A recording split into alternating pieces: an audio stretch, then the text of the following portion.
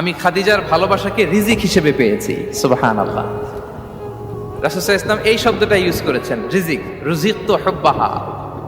এবং তিনি দোয়া করার সময় বলতেন, আল্লাহ, কিয়ামতের সে বিভীষিকাময় দিনে, যেদিন বন্ধু বন্ধুকে চিনবে না, স্বামী স্ত্রীকে চিনবে না, বাবা সন্তানকে চিনবে না, পীর সাহেব মুরিদকে চিনবে না, নেতা কর্মীকে চিনবে না, ভাই বোনকে চিনবে না, সেই কঠিন মুহূর্তে আল্লাহ আমি আমার খাদিজাকে যেন ভুলে না যাই।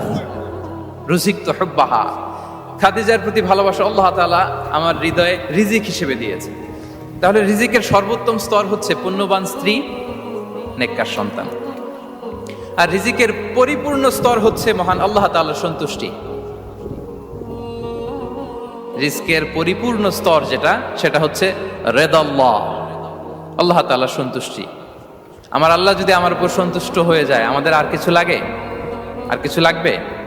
এটাই তো আমাদের এক্সপেকটেশন, এটাই তো আমাদের কামনা বাসনা, এটাই আমাদের